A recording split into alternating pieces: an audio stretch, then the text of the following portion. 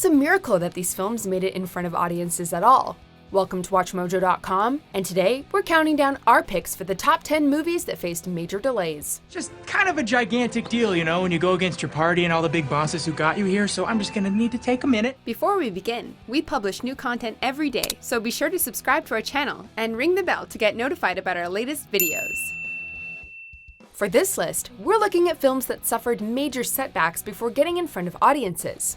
We'll only be talking about flicks that have been released or started shooting, so projects that have only been announced won't be included. It's a novel. Actually, it's half a novel. I'd like you to read it. Number 10, Red Dawn. What is this? I don't know. In 2009, filming began for MGM Studios' Red Dawn. This remake featured a pre-Thor Chris Hemsworth fighting off a fictional Chinese army in Washington. We gotta stay put for now and just pray like hell it doesn't get any worse. Although it was set to debut in 2010, its premiere was cancelled when MGM filed for bankruptcy. And look, I don't want to sell it to you. It's too ugly for that. After a disruption deal was reached, Red Dawn was delayed again over concerns it would flop overseas if Chinese soldiers were the antagonists. As a response, the studio edited the movie's dialogue. All the Chinese imagery was removed, and the villains became North Korean soldiers. Unfortunately, the changes didn't stop Red Dawn from being a financial bomb when it finally premiered in 2012. You've done enough. You've done more than enough. Number 9, The Cabin in the Woods.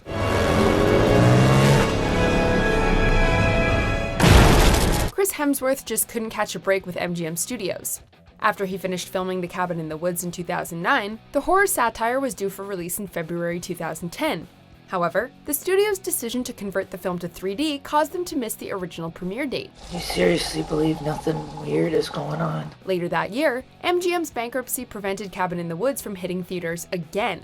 It looked like the horror film was going to be buried indefinitely, until Lionsgate bought the distribution rights and released it in 2012. Unlike Red Dawn, The Cabin in the Woods was a critical and financial success. Maybe MGM should have skipped the 3D version. Let's get this party started. Number 8, Take Me Home Tonight. Oh, I love this song. On the surface, Take Me Home Tonight seems like your average R-rated 1980s set teen comedy. There's a wacky sidekick, romantic subplot, a wild party, and Topher Grace. Truth. But the party may have been too wild for Universal's Rogue Studios. Grace claimed that scenes of young people using cocaine fit the 80s setting, but made studio executives nervous. As a result, despite filming being complete in 2007, the movie only came out after a different studio made a deal to distribute it in 2011. While it's unconfirmed if cocaine was definitively the cause for the delay, there's definitely no shortage of it in the finished film. Tonight we're not thinking, we're doing. Number 7, Fanboys. How did you score all this stuff? Are you kidding? I'm William Shatner. I can score anything. When a Star Wars fan is told he will die of cancer before the release of The Phantom Menace, he and his friends journey to steal an unreleased copy of the movie from Skywalker Ranch.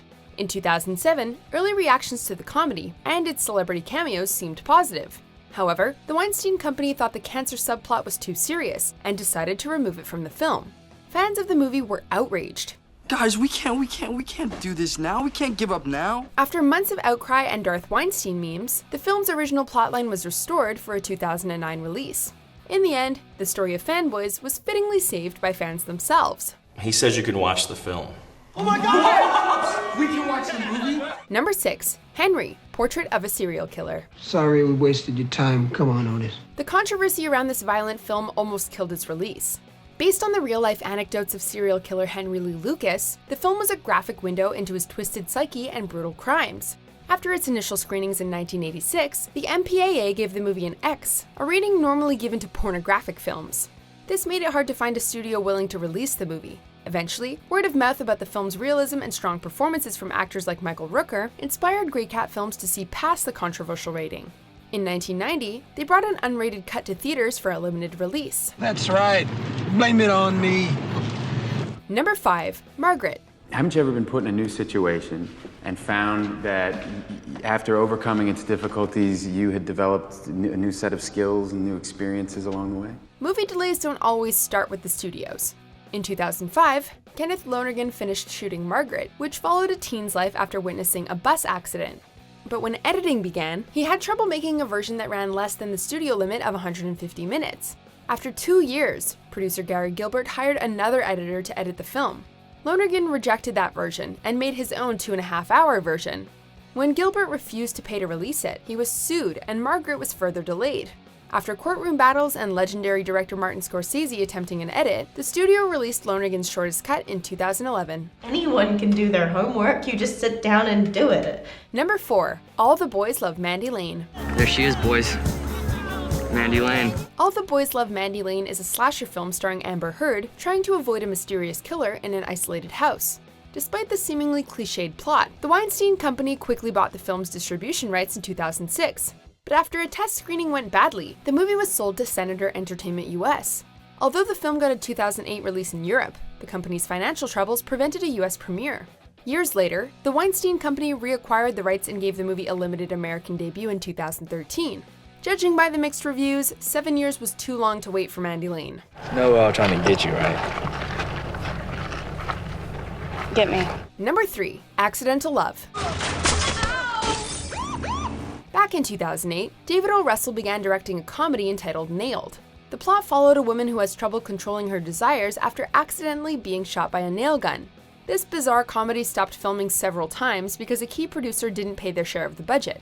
Eventually, financial issues forced everyone, even Russell, to leave the project. A new distributor later renamed the movie Accidental Love and tried to save it. However, since scenes like the nail gun accident were never shot, editing was difficult. This is not fair. When they completed the film for its 2015 release, they honored Russell's request by crediting a fake director. And is that cool? It is not cool. Number 2. Shortcut to Happiness. Mr. Webster, it's a pleasure to meet you. My name is Jabez Stone and I am a writer. Alec Baldwin's massive acting success didn't translate to his directing career. In 2001, Baldwin directed himself in a movie where a struggling writer sells his soul for success. Success! I want success! That's it! Although filming went smoothly, the project ran into trouble when the movie's investors were accused of bank fraud. Since the movie might have been funded by their fake finances, the FBI took the unedited movie footage as evidence. After the investigation, a new production company bought the footage and put it together for a 2007 release. Baldwin completely disowned the finished project. To this day, he hasn't directed another film. You didn't have anything to do with that, did you? Number 1. The Plot Against Harry. Brother Plotnik was once on the wrong path, but is now on his way to a good and worthy life. In The Plot Against Harry, a mobster tries to reclaim his illegal business and family after he gets out of a long jail stint. If you don't think that sounds like a comedy, you aren't alone. When director Michael Romer first showed his comedic film to investors in 1969, not many people found it funny.